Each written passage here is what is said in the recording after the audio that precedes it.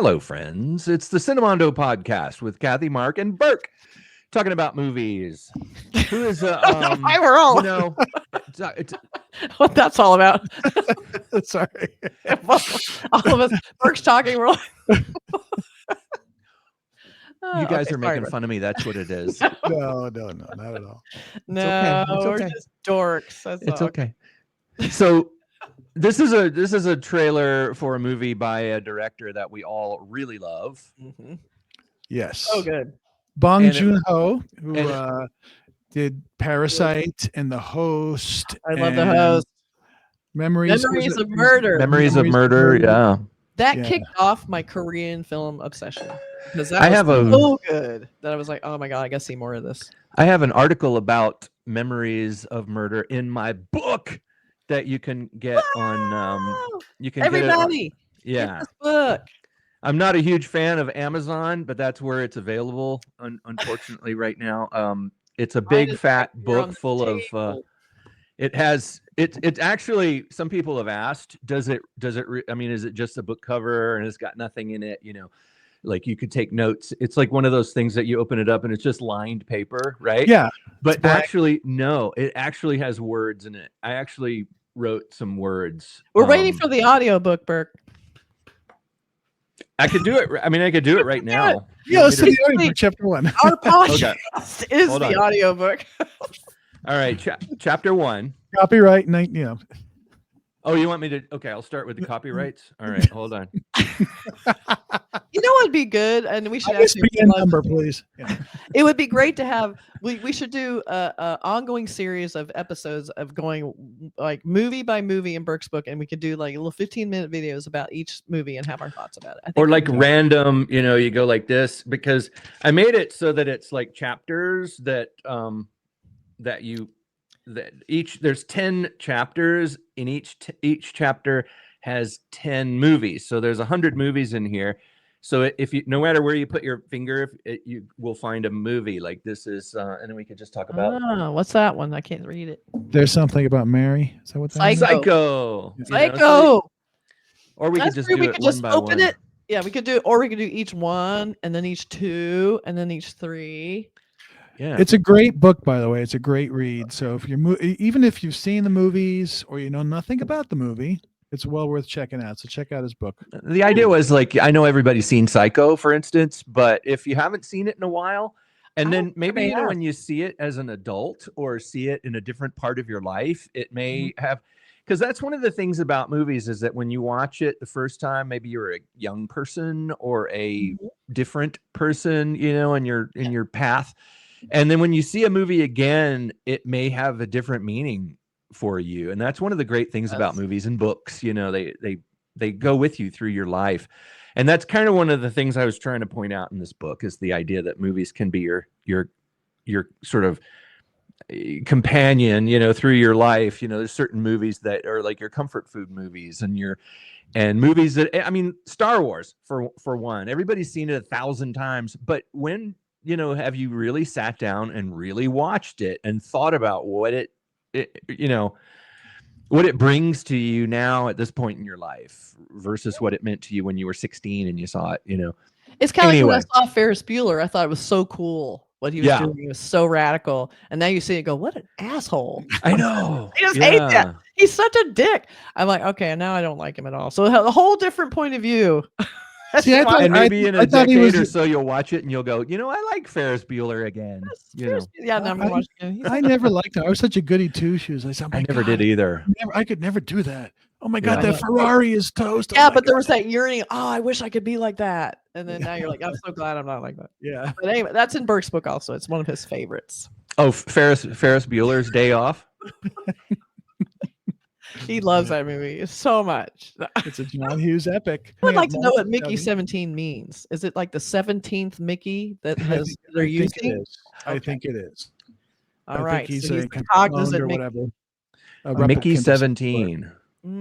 Such a and it's got title. a great cast. So, not only Robert Pattinson, but Stephen Yeun and Mark Ruffalo, Toni Collette. So I like all of those. Stuff. All of those people do really good movies. Did you say Toni Collette? Yeah, she's great. Yeah, she is one of my absolute favorites. I think Yeah. she's intense, like So good. like scary good. Like kind of scary. yeah. Yeah. She's scary. I think.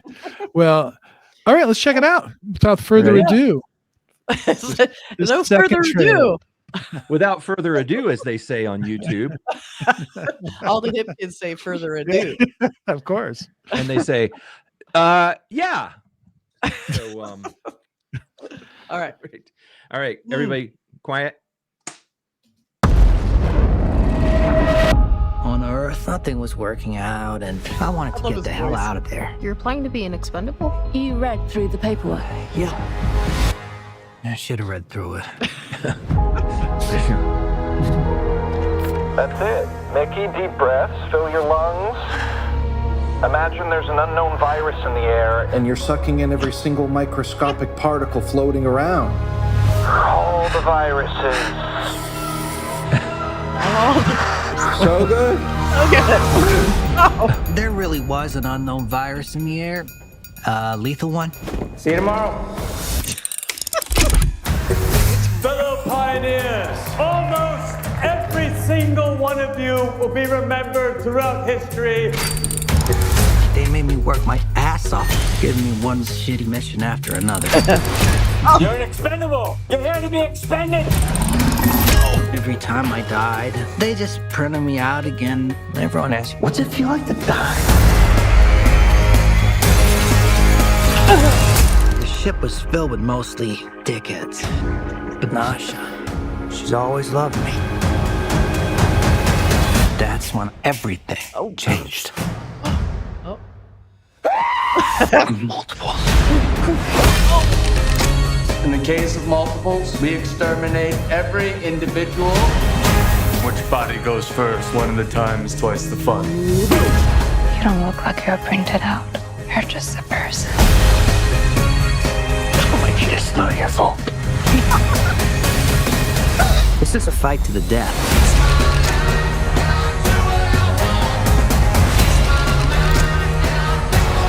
The simple fact is, we're in a state of war. Our survival is in the balance. I got a job to do. Micky Barnes, fighting right to the end. My great gift to mankind. Love the hair. I just need to die. This time I wasn't scared.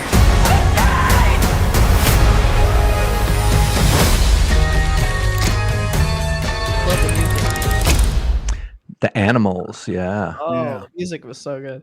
All right. It was, Well, but it's like um, Robert Pattinson's supposed to look really bad and nerdy. He just cannot look good. It's like he, even as a nerd, you're like, He's a handsome guy. Let's face well, it. as the science fiction guy among us, I guess I am. I don't know. I'm gonna say I have seen this trope so many times of the clone and the multiple, the Groundhog Day kind of Tom Cruise and the rinse repeat, whatever that movie ended up being called, The Edge of Tomorrow. The Edge of Tomorrow, and Moon was another one with Moon is Sam another one. Rockwell. Which spoiler, that whole thing with Moon was kind of a reveal at the end. So I just gave that up. I don't remember the ending of Moon. but Blanking on that. But there's so many before that. There was so many science fiction novels about the idea of somebody dying and then just being reprinted, as they said in this movie, and it seems to be sort of like taking that trope, to another sort of comedy area in a way. It's like sort of comical. Mm-hmm. And Edge of Tomorrow was had a slight dark comedy edge to it. But I feel like, when I was watching this, I thought, okay, he's a clone. And then they were like, okay, he's a clone. And I don't know. Where does the story go from there? It kind of troubles me that it's such a well-worn trope.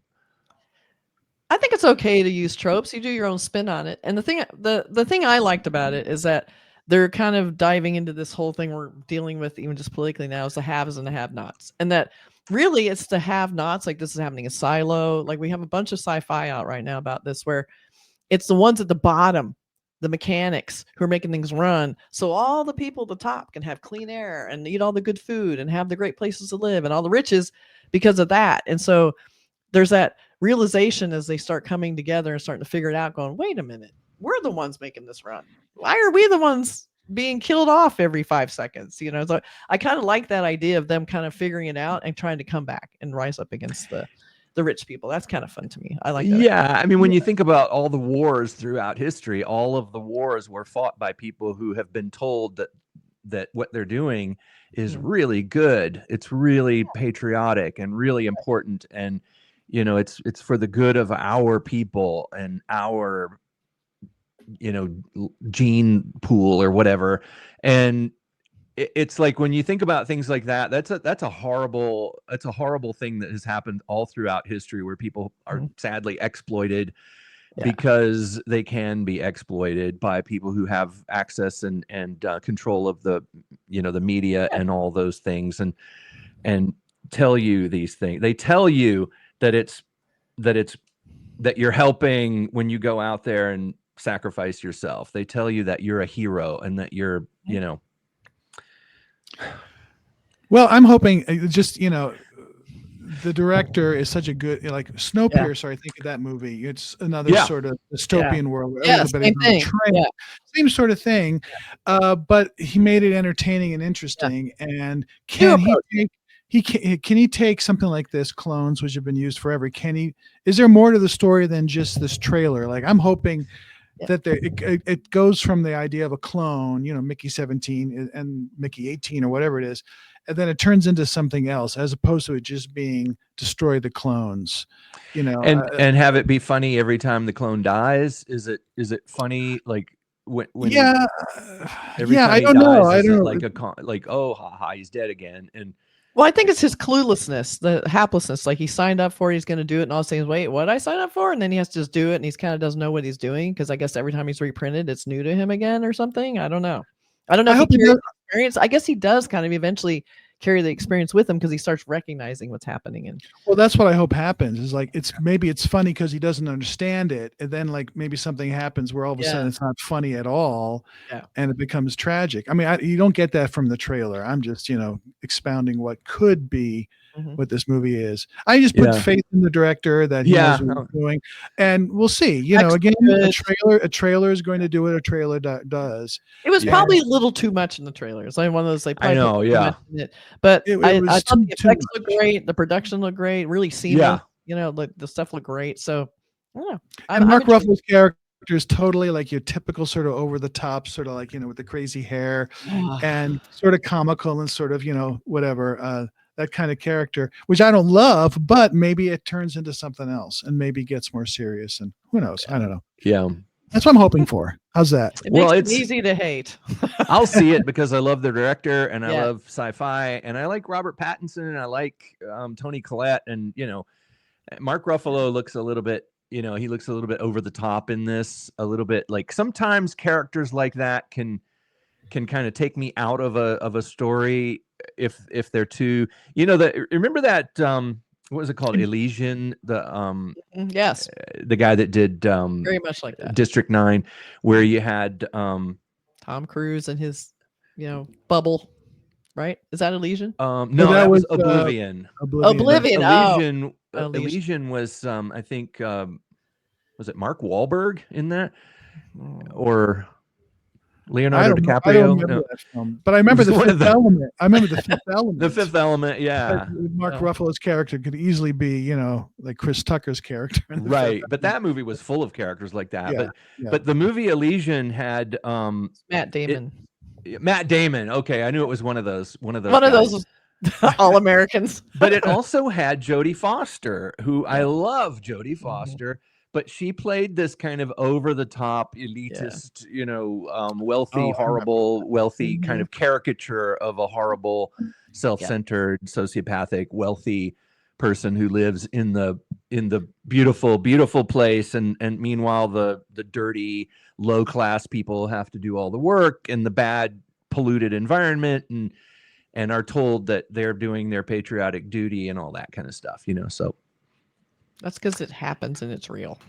But she it kind of pulls me out when they portray the sort of, the wealthy elitist characters as being these sort of caricatures, because often they are not caricatures. Often they're these people that everybody seems to latch onto for some reason and think, oh yeah, I love this person, I love that person, because they're so powerful. They're such winners, Well, I think just as a stylistic choice to have like a little bit more broad humor, and a lot of Korean films have that weird sense of humor in them. That's anyway. true. Yeah. You bring that into it. It's just, he's trying to show an exaggerated perspective of this idea. And it's not like too dark or grim. It's kind of with a little bit of a wink. So I'm okay with it. You're right. There is that wink, and that is his style, because remember in The Host, I remember The Host was kind of serious, but then there's this whole thing. There's a funeral scene where people are just like overly sad and screaming and and that happened in The Host too. It was played. That's what I'm saying about The Host. Oh, I thought you meant Parasite. I'm getting Host and Parasite. No, and The Host, and and that was played for laughs. It was a funeral, but they played it for laughs. And I remember thinking that kind of pulled me out of it a little bit.